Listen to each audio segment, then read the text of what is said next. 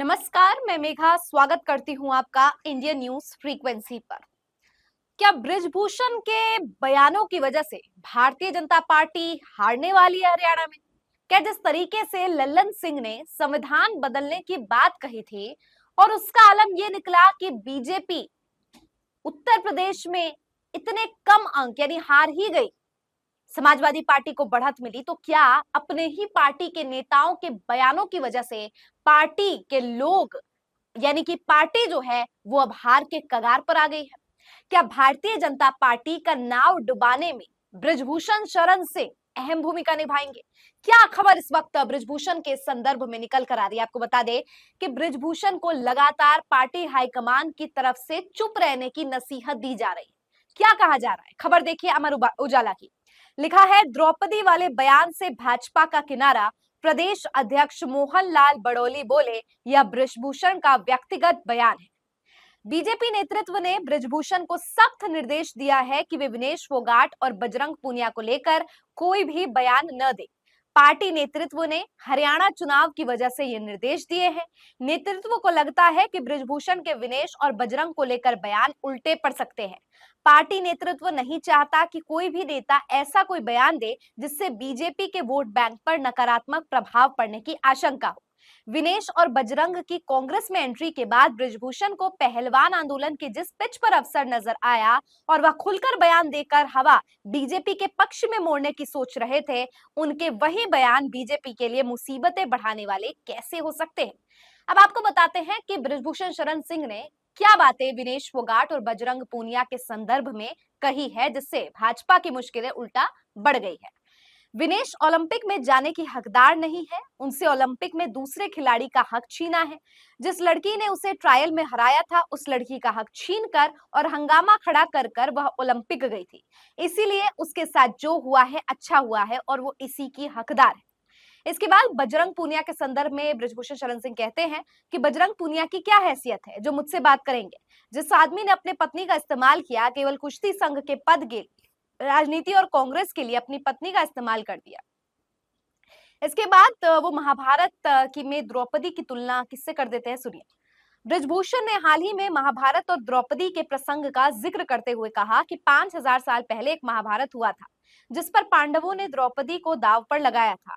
आज पुनः भूपेंद्र हुड्डा ने हरियाणा चुनाव के लिए हमारी हरियाणा की बहन बेटियों को दांव पर लगा दिया और जो मुख्य किरदार के रूप में आया है वह है विनेश फोगाट बजरंग पूनिया थे। तो ये बात जब से कही है बृजभूषण शरण सिंह ने, तब से उनकी और पार्टी की मुश्किलें इतनी बढ़ गई कि पार्टी को नसीहत और चेतावनी देने पड़ गई कि अब इस बयानबाजी पर विराम लगाइए। अब दोस्तों आपको बता दें कि हरियाणा में बृजभूषण कैसे माहौल जो है वो भारतीय जनता पार्टी के पक्ष में ना बल्कि बीजेपी के उलट कर देंगे। क्यों इतनी बयानबाजी जो है उनके ही पार्टी का जो समाप्ति की ओर ले जाएगी।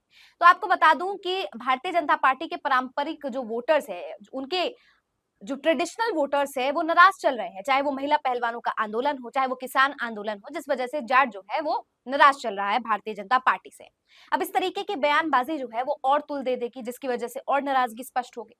एक और खास तौर पर कहा जाता है महिला जो है वो भारतीय जनता पार्टी की साइलेंट वोटर्स है। इस तरीके की प्रतिक्रिया, इस तरीके की बयानबाजी महिलाओं को रुष्ट कर सकती है, क्योंकि महिलाओं के खिलाफ ये कह देना कि विनेश फोगाट को जो गोल्ड मेडल नहीं मिला है उससे मैं खुश हूँ, अच्छा है नहीं मिला, वो इसकी हकदार नहीं थी और मुझे उनके लिए कोई सिंपैथी नहीं है, ये बताता है कि बृजभूषण का केवल विनेश फोगाट से नहीं बल्कि एक महिला पहलवान के प्रति किस प्रकार का व्यवहार है। महिला और पहलवान तो दोनों ही आप समझ सकते हैं, महिलाएं भी नाराज होंगे, पहलवान भी नाराज होंगे, खिलाड़ी भी नाराज होंगे, जाट भी नाराज होंगे। तो अगर सब नाराज ही हो जाएंगे तो भारतीय जनता पार्टी के पक्ष में कौन आएगा? कोई भी नहीं।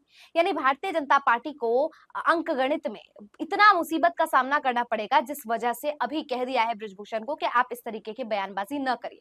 हाल ही में बृजभूषण शरण सिंह ने एक और बात कही थी जो काफी ज्यादा सुर्खियां बटोर रहा था, वो उत्तर प्रदेश से संबंधित थी कि कैसे उत्तर प्रदेश में ये जो एनकाउंटर मंगेश यादव का हुआ है उसके संदर्भ में कहा गया कि पुलिस प्रमोशन के लिए, पुलिस शब्द का भी इस्तेमाल नहीं किया गया, कहा गया यूपी में प्रमोशन के लिए इस तरीके के एनकाउंटर करवाए जाते हैं। तो ये किसकी ओर जो है इशारा किया जा रहा था? ये बहुत से ऐसे प्रश्न हैं कि बृजभूषण अपने पार्टी में रहकर अपने पार्टी के खिलाफ क्यों बोल रहे हैं, या अपने पार्टी के खिलाफ नहीं बोल रहे हैं, भाजपा के पक्ष में मूड बदलना चाहते हैं। तो फिर विनेश फोगाट और बजरंग पूनिया के खिलाफ जो जहर उगला जा रहा है उससे कितना बड़ा नुकसान बृजभूषण को होने वाला है?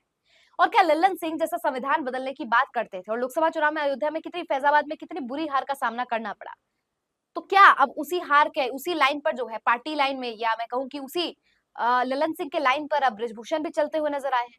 और अगर ऐसा है तो कितना बड़ा नुकसान, क्या भारतीय जनता पार्टी इतना बड़ा नुकसान झेलने को तैयार है? बिल्कुल भी नहीं। किसी भी कीमत पर भारतीय जनता पार्टी सरकार बनाना चाहेगी और उसके लिए अब चाहे बृजभूषण के लिए नसीहत देना पड़े, चाहे कंगना रनौत को नसीहत देना पड़े, Bharatiya Janata party front foot पर आके हिदायतें, नसीहतें, चेतावनी दे रही है। चाहे अभी हाल फिलहाल में नीतीश कुमार तेजस्वी यादव के साथ मुलाकात कर रहे थे तो ये भी चर्चा थी, तो ऐसा तो नहीं कि नीतीश कुमार जो है पलट जाएंगे, तो जेपी नड्डा ने जल्दी से जो मुलाकात कर ली। तो मुलाकात करना, नसीहतें देना, प्रेस नोट रिलीज करना, ये बात की ओर इशारा जरूर करता है कि भारतीय जनता पार्टी कितनी सख्ती से पेश आ रही है, लेकिन अपने पार्टी के नेता अपने ही पार्टी की नाव डुबाने के लिए क्यों इतने ज्यादा मादा है? तो दोस्तों ये है बृजभूषण शरण सिंह, और इन्होंने, इनके कारण किस तरीके से बीजेपी खतरे में आ सकती है हरियाणा में, ये मैंने आपको बताया। क्या लगता है आपको इस पूरी खबर पर? कमेंट सेक्शन के जरिए मुझ तक पहुंचाइए। फिलहाल मुझे दीजिए इजाजत और देखते रहिए इंडिया न्यूज फ्रीक्वेंसी। धन्यवाद।